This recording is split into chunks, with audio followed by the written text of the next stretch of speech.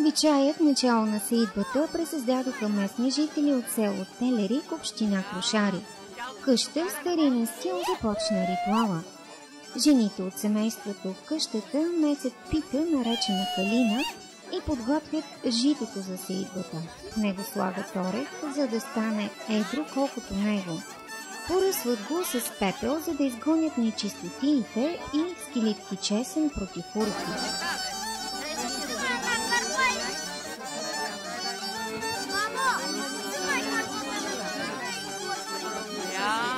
Тялото ти докара конци.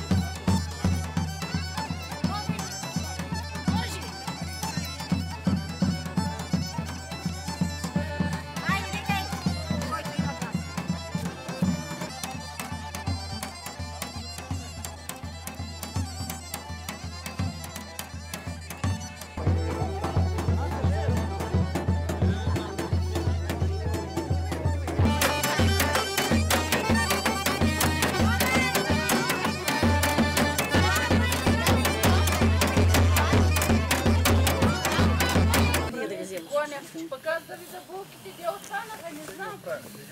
Тук сме, мали! Тук сме, не натърси, не натърси. Къде сте, ма? Не сме се загубили, мали, тук сме. Я да ва видя, ага. Тук сме, тук. Мали, тук. Ма свършете ли работа, дет ви казах? Упрели сме се, мали, упрели. Аз ще седна малко, защото много се уморих. Ми одейме на църква и се връщам. Вие приготвихте ли боговиците, всичко, каквото ви казах? Ами, мали, ние бяхме на църква. Щяхме да пазим тайна, ама ади да ти открием тайната. Ми не ва видях аз. Одахме и веднага се върнахме. Ние изчакахме службата да свърши, защото имаме много работа. Нали съм стара, не Пък виждам. боговиците вече са в пища, няма страх. хубаво. Няма да притесняваш, мали. Добре, айде щом са готови, че мъжете искат да тръгнат по-рано. Колкото и по-рано, толкова по-добре. Защото да няма много хора в пътя, че има и лоши очи. Много сте хубави применени. Ами приготвихте ли... Ох, да седна, аз много се уморих. Приготвихте ли китките за кълбаците на мъжете? Василке, ще накичиш кълбаците. Ами, Ами за питката, за добитъка, за всичко. Го маля, всичко е готово. Сега вземи, Василке, накичи. Ама накичете да няма мене, нищо, че съм стара. Мене се ма забравяте, значи. Тъй накичете ма, да съм хубава и аз. Как да не съм хубава? Защо правим това? Защото днеска е празник, баба. Днеска тейкови и дядови изнасят първото семе на нивата да сеят. От днеска нататък ние ще се молим да има дъжд, да има сняг, че да стане голям берекета. Зато и всичките сме применени, закичени, да има много берекет. Зато и така. Пък баба ти и майка ти щяха да месят питка. Я да видим. Болки, умесахте ли питките? Къде има, Мале? Нали ти казах, всичко е готово, оправили сме. Две питки казах. Има две питки. За нивата, едната за... Има, Мале, има. Пак моята майка едно време, знаеш ли, месеше още една за ковача, дето прави палечника за ралото. Ама нищо, двете питки сега стигат. Сега да ви кажа едно нещо. Като намерите хляб, няма да го тъпчете. Винаги ще пипате хляба с чисти ръце, защото хляба, ние без хляб не можем. Хляба е много, за винаги месим хляб в къщи, за празници, за всякога ние трябва да имаме топъл хляб. И хляба се пипа с чисти ръце. Лоши думи не се казват за хляба, никога. Ако намерите хляб на пътя, вземете го, целунете го и го дайте на животните. Пък едно време, като поженихме, тати отделяше най-хубавото зърно за семе. След това натварваше няколко чувала и отиваше да смели на мелницата брашно. Като мама се применеше, ние скачаме насам-натам, мама се применеше с хубави дрехи, закичваше една китка на чембера си и чакаше тати с запалена свещ. Той някога се връщаше и късно, защото на мелницата имаше много навалица. Пък ние подскачаме и чакаме да дойде тати да донесе брашно и да умеси, мама пита. Като дойдеше, разтоварваха и мама на заранта месеше ни пита. Като я изпече, умиваше я с кладенчова вода, увиваше я в най-новия мисал и я оставяше да иди да обиколи нивата и да се върне. Тъй се казваше едно време. Пък ние чакахме с нетърпение да ни очупи по едно парченце. Ние бяхме много деца. Като ни очупи по едно парченце, тя много беше сладка питката тогава. Защото някога житото не ставаше. И имаше суша. И ядяхме и малай, и мамалига. И яли сме царевично брашно. Танаски! Какво направите? Месейте питка, какво направите? Подготвихте ли я? Готово е, Мале. Ето. Ето, айде ще те сложим там да я виждаш по-близо при тебе. Служете тук. Защото днеска не сте сложила очелките. Не сложил. Малко трудно почна да виждам вече. Тъй, Мале, тъй. И ние сме натам вече, ама се кораж имаме. Много хубава питката. Кой я умеси днеска? Много е хубава. Ами кой? Нали имаме вече булка. Ние сме я избрали от сой, богат, скопосен, на всичко умей да прави. Аз искам вече, Мале, не е да уча. Тя млада и е къщница, трябва да знае всичко да прави. Не, приготвихте ли, Мале, зърното? Карутата, чувалите, готово ли е всичко? Той сме, мама. Само да кажеш и тръгваме. Готово. Танаси, ти донеси зърното, дето го уронихме от миналогодишната брада. Айде, Василке, пък ти, мама, донеси орехите, пепелта, калината, всичко да е готово. Тук е всичко. Тъй, Мале. Айде, Георги, айде. Айде, Мале, айде. Ето го другото себе, мама. Танаси, ти ще държиш чувала. Пък Василка ще държи боговицата на чувала. Гергие, ти чуваш ли? Ще сипваш с крината на боговицата да я берекетлия годината. Сега си малко Малко, също и слагайте. Така. Чакайте малко. Така. Готово ли е вече? Айде сега. Да сложиме и парчето от миналогодишната боговица, дето я ядахме на бъдни вечер. Тя цяла година, защото стоя пред Богородица, да е чисто и да е хлебно семето. Ще се учите, няма да слушате други хора, каквото ви казваме, това ще правите, защото ние остаряваме. Така. Така, сипай и орех. Орехите, да е едро житото. Слагай пепелта, да е чисто, да няма главня. И чесъна. Заборъки, да не го участват нивата. Дай да вържим чувалите сега. Сега вързвайте чувалите. Василки, ето и китката да не забравиш, мале. Вържете чувала. С червения конец. Така. Тъй. Заборъки.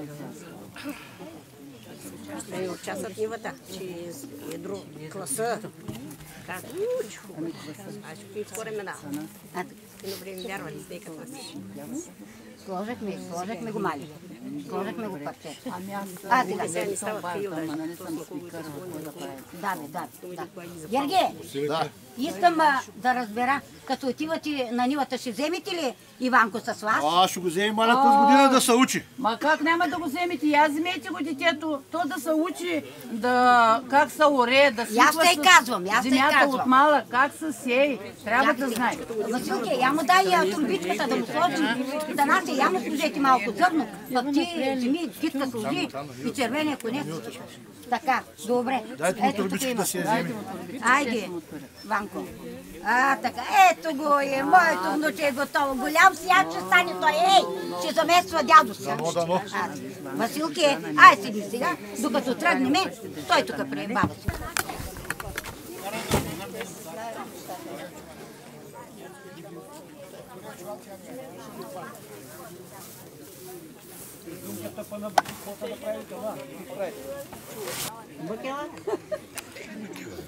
И бъкела с водата да не забравяме да... Вие са сега влачката ще ми. Ето ви турбата с храната, като отидете на нивата, седнете и бъкела с водичката, като отидете на нивата, първо трябва да седнете, да се нахраните, да си хапнете, че си ячете, трябва да са сити, за да изсита година. Ето вземи турбата с манджата. Айде, берекет да има.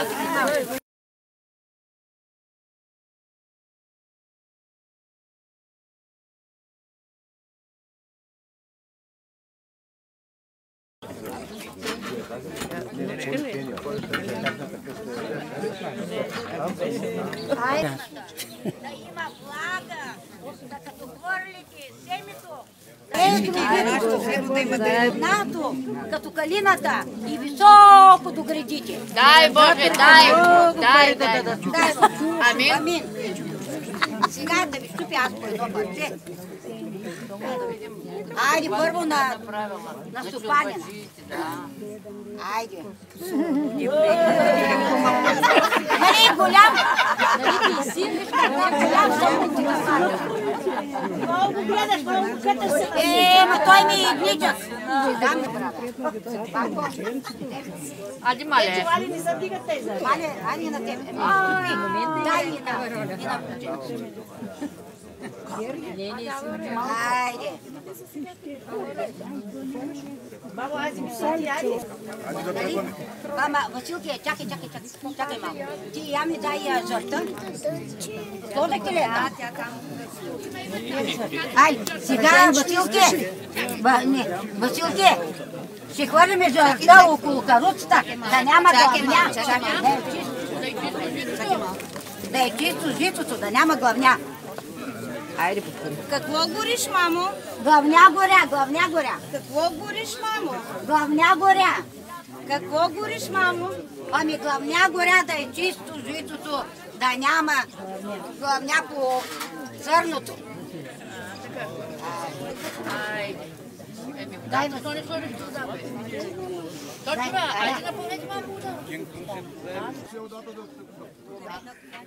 Мъжете пък възсядат конете, вземат и най-малкото момче от къщата и заедно с питата и житото потеглят към земеделската земя. Айде на добър час да ви е скорна и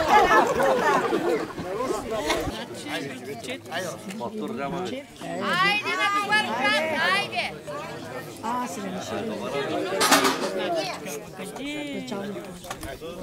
Айде, Роске! Ма иначе и на друго място няма.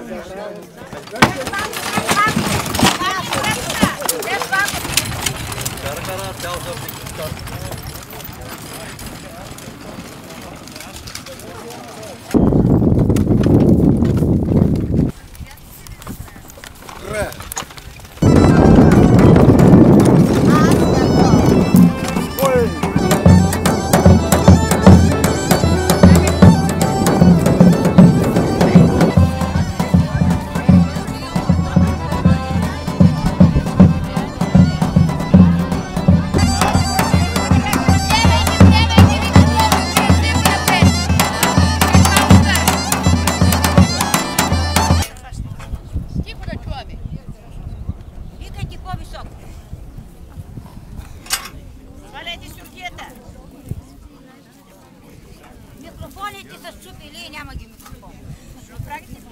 Ей, да солим и семето.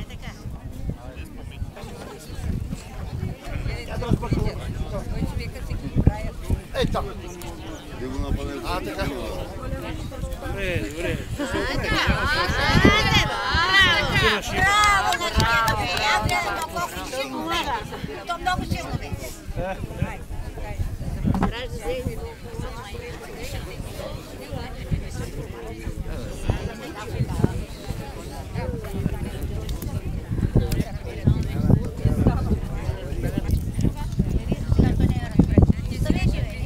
Ваня, върти се край нас и гледай.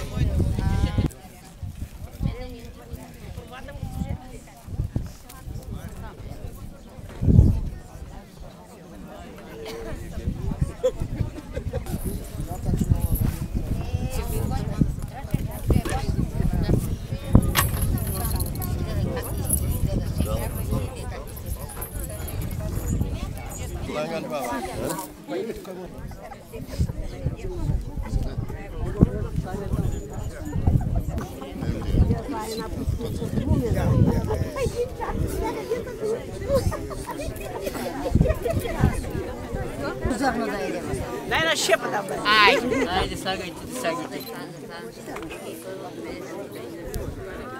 Там първо похапват от хляба, символ на силата. Дават и на животните също за сила. Заравят в земята за плодородие парче от питата и посяват първите семена.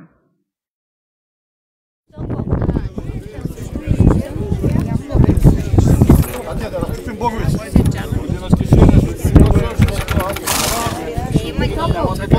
Добре, тати. Ваня, ти гледай. Ви парче ще го хвърлим с слънцето.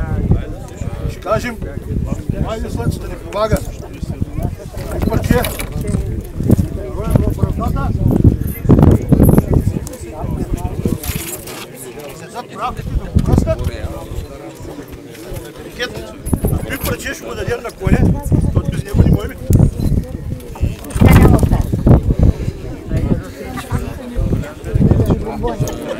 А сега придето остана, седнем, шкапнем, защото сега ще трябва да са сити тия година.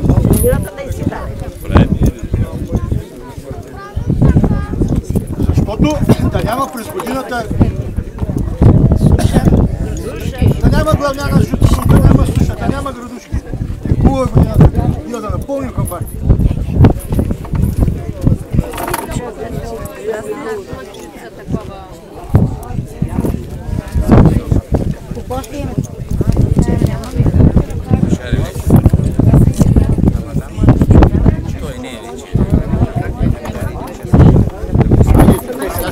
Седим, хапнем. Слагайте хляба да го затоварите. Айде, сложи хляба на средата. Едно коляно нареди. Другите без малко ще кажеш там. Не.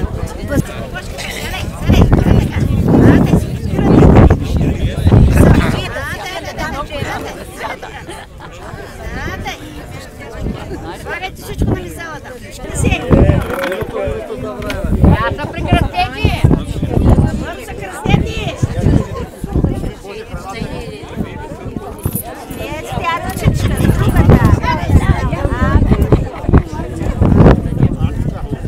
Я ти бъда за това.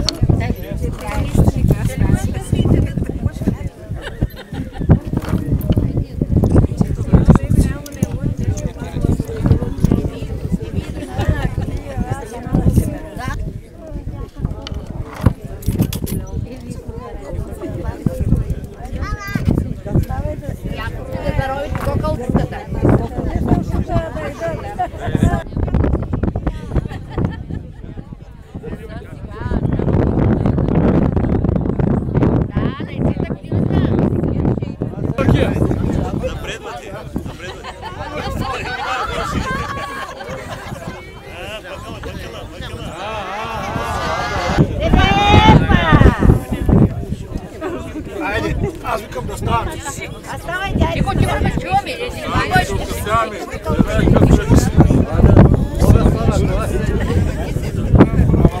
Слагайте от турбата, слагайте.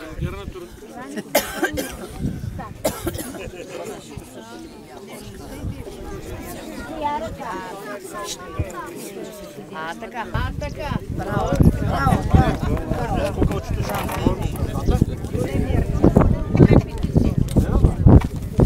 Айде да рвеш колко. 6.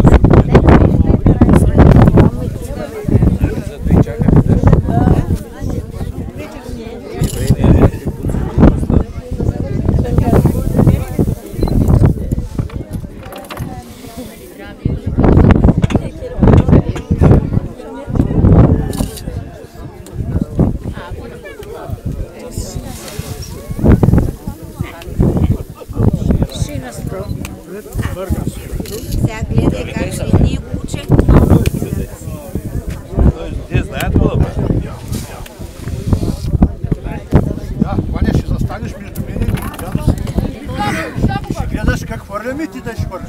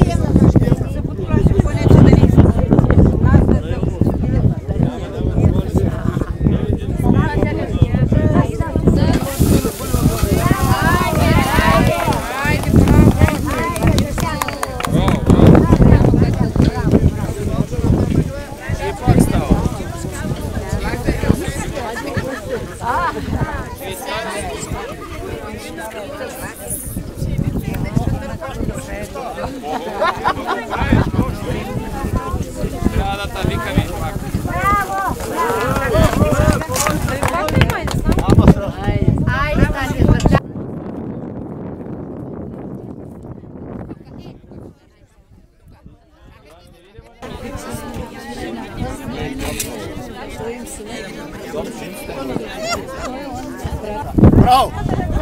Нищо. Сега какво ще кажем? Да. Слава ми те нивел да ти пази Господ. Голям бой да дигнеш, голям берекет да дадеш, да напълним хамбарите, съвсем дружно. По стара традиция, жените от селото пеят фолклорни песни за плодородие и берекет на братята Стоян и Митко Матееви, спонсори на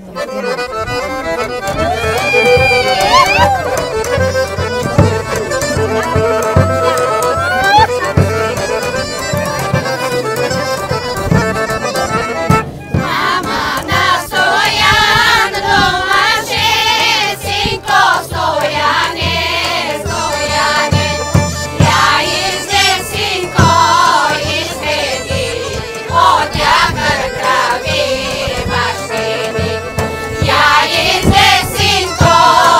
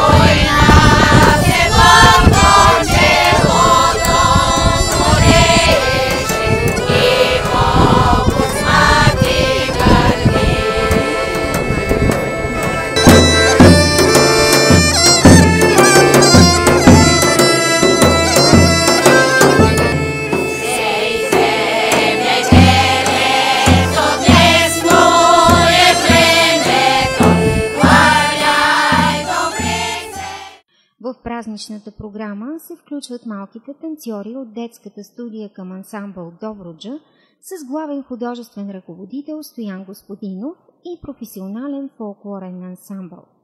Подготвена е и богата трапеза за плодородие и благоденствие. Всички присъстващи отправят молебен за дъжд, тъй като от 2 месеца в Добруджа не е паднала и капка от скъпоценната течност. На голямата надежда, месеца, когато се хвърлят семето в земята и идва голямата благословия да се ражда много, да има голям берекет. Есенната сеитба за нашия народ е бил празник. За нея селяните са тръгвали празнично облечени, а след като засеят, след Петков ден, след като вече е свършил тежкия труд на селяните, след като зърното е посято, прибрано, след като е надиплено сеното за добитъка и разбира се налято руйното вино, тогава се тръгвали големите курбани и веселия по селата. С тях и молбата за дъжд, за хубаво време, че зимницата да поникне, да брати, да превари зимата, да не замръзне, да има голям сняг, че да дигне голям бой и да има голяма родитба. Такъв е днешният ни празник. Той ни е подарък от братята Митко и Стоян Матееви. Благодаря ви, момчета, да сте живи и здрави, ви и семействата ви. Да има голям берекет по нивите ви. На днешния празник и ние ще се молим след него да завали дълго очаквания дъжд, да напои зимата, нивята и да има хубава пшеница. Дай Боже! Амин! Драго ми е да ви представя гостите на нашето тържество. Доцент доктор Добрина Атанасова от Добруджанския земеделски институт. Атанас Пеев, председател на краеведите в Добруджа. Добре дошли. Още Йорданка Илиева, директор на банка Доверие.